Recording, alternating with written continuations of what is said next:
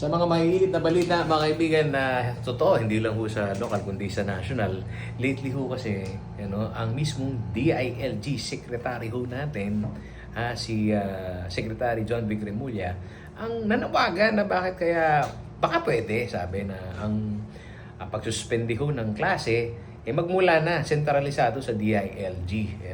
At totoo mga kaibigan, yung pong mga usapin ho ng pagsuspindi ng klase, isa pa rin hong usapin, lalo na pagka matindi na ho ang pag-ulan, matindi na rin ho ang init ng panahon, yan ho ay pinag-uusapan. Pero eto, may bago dito ho sa Angeles City mga kaibigan, isa ho sa kanila hong nagiging hakbang, maging inclusive ho yung pagdedesisyon. Gusto ho nating malaman sa bagong talagang City Information Officer ng Angeles City, mga kaibigan, kung paano ho yung kanilang postura sa pagpapasya na isuspindi yung klase. At ang nauunawaan ko, ang latest ho ngayon, kasama na ho yung mismong pamunuan ng eskwelahan. Magandang araw sa inyo, Kuya Jay. Magandang araw, kasamang Paolo G at sa inyong mga masugid na tagapanood. Abang na balin, pwede bang bigyan mo kami ng latest, meron dyan sa naging serye ng konsultasyon ni Mayor John Lasatin dito sa mga pamunuan ng eskwela dito sa Angeles City. Opo.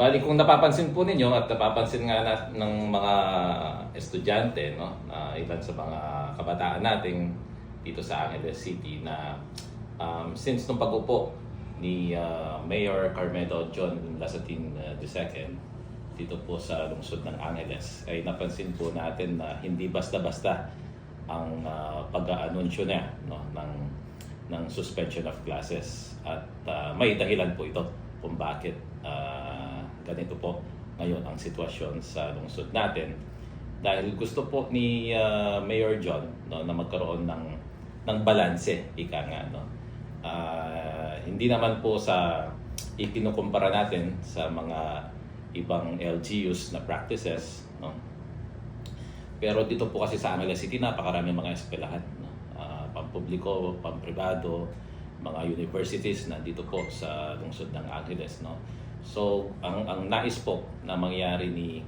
Mayor John, masulit pa rin yung edukasyon, yung pag-aaral ng mga estudyante dito sa lungsod, At hindi naman po tayo lumilihis, nakabatay pa rin sa mga guidelines po, ng ating pamahalaan. Meron po itong DepEd order, ang CHED memorandum, at yung mismong galing po sa Malacanang.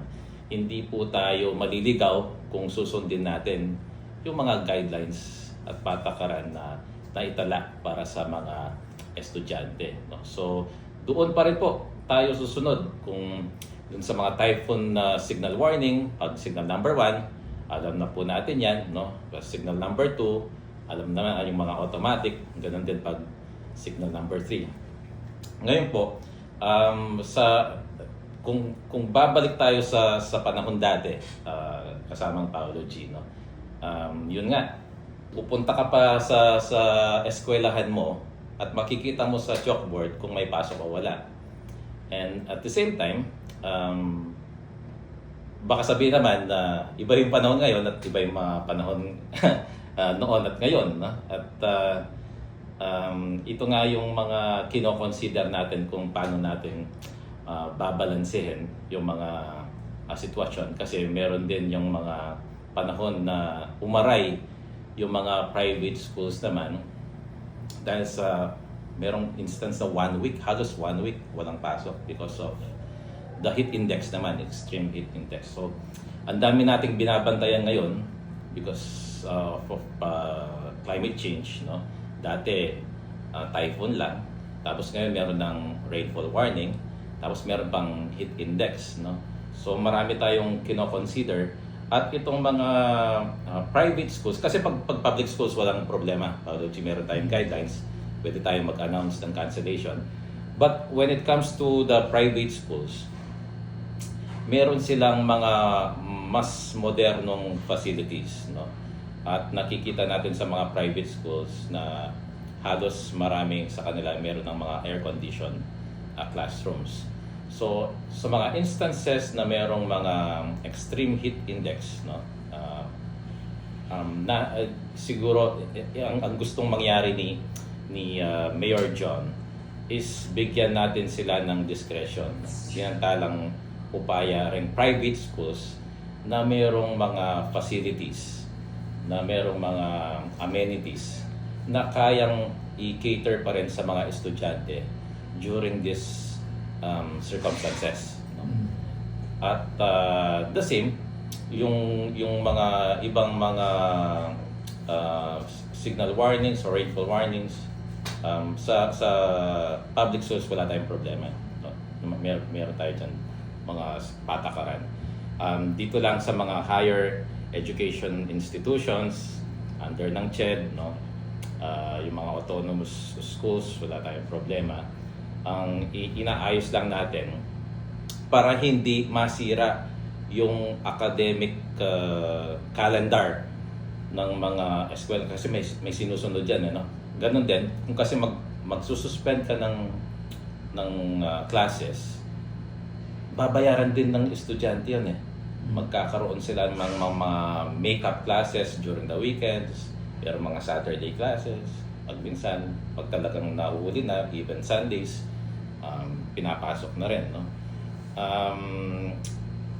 Yung nga sabi ni Mayor John Paulo G, yung bang alam naman na pag opening of classes na, rainy season, it's the wet season.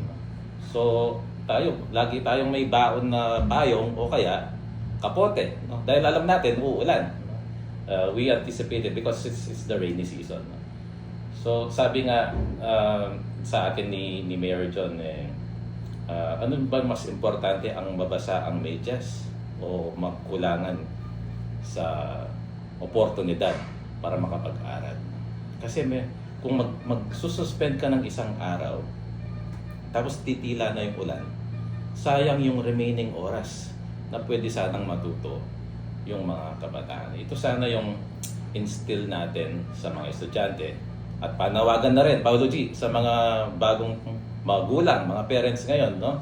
Kasi hindi lang minsan mga estudyante yung mga nagre-request ng suspension of classes, but there are also some parents also, no, na we understand na pag minsan nakakatamad gumising para ihatid yung mga kanilang anak, pero it's our responsibility, our obligation, no, para mabigyan ng maayos na edukasyon yung ating mga kabataan.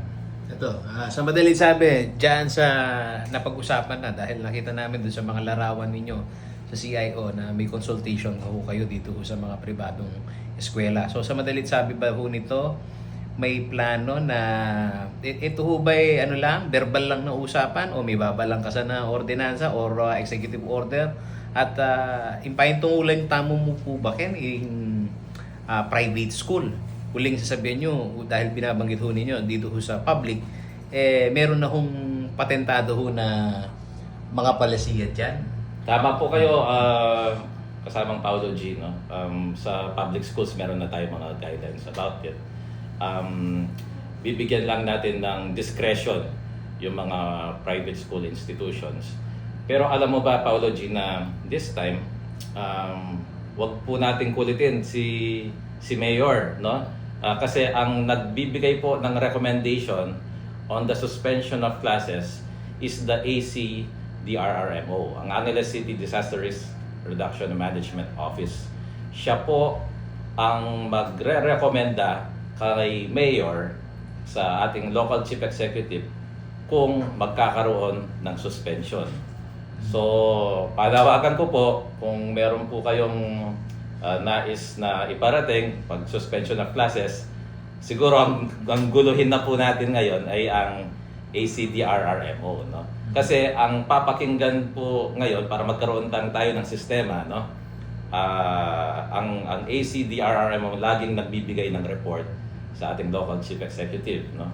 Kung ano yung mga updates, kung magkakaroon ng thunderstorm, gaano ang epekto nito. Base na rin sa natatanggap niyang mga datos mula sa Pag-asa. At siya naman po ang mag-re-recommend kay Mayor kung may pasok po o wala. So, dito sa usapan ho natin na to, ito hindi na bago. Dati na practice naman, di ba? Pero in terms of communication, as hindi na Office of the Mayor, kundi sa kabuuan na para at least ipinapaunawa ho ninyo sa amin, na ito hong pagpapasya, talagang ang mantra dyan ho sa nag-a-assess ho ng disaster, tama? Tama po yan. Po yan, Jay. At paano naman kayo magiging bukas dahil alam naman mo natin minsan sa yun nga binanggit mo na kanina, meron talagang walang forecast na may bagyo, walang signal, pero bibiglang pag-ulan na diyan pa lang sa kalsada talagang dadalawang isip ka kung papasok at hindi, di ba? Opo. Base naman sa mga reports na binibigay po sa atin ng ACDRRMO, meron po yung mga natatanggap niyang datos mula sa DOST na magkakaroon ng thunderstorm, localized thunderstorm in the coming 3 or 2 hours, Pero isasabihin naman po doon if it's light to moderate or moderate to heavy. Doon din po siya nagbabase. At meron po tayong mga color coding pagdating sa rainfall warning, dito rin po nagbabase ang ating ACDRRMO. Tinitignan niya kung pumapasok ba yung advisory ng localized thunderstorm, kung papasok ba dito sa mga colored warnings na ito, At doon din siya magbabase kung kinakailangan ba na magkakaroon ba ng suspension on particular levels, sa public school lang ba, or no-notify din niya yung mga higher education institutions. So yung pag-streamline ng advisory, paano titindig naman dyan yung CIO? Kasi sa CIO pa rin namin maaabangan yung mga advisory ng local government. Tama? Tama po yan. Bali, ang ACDRRM po ang magbibigay ng recommendation kay Mayor, at si Mayor po ang magsasabi sa City Information Office kung ano po yung magiging anunsyo tungkol sa suspension, base na rin sa mga guidelines na naririto, at kung ano yung mga scope, kung kasama ba yung public at kung anong level ba, or kung kasama na yung buong levels in both public and private schools. Ayun. So bukas makalawa may makikita kami na advisory na kapag red ang rain warning signal, hindi po pwedeng hindi automatic na suspended na isang from all level, ganoon. Opo. Bali, magpapalabas din po kami ng sarili po naming mga graphics niyan and infomercial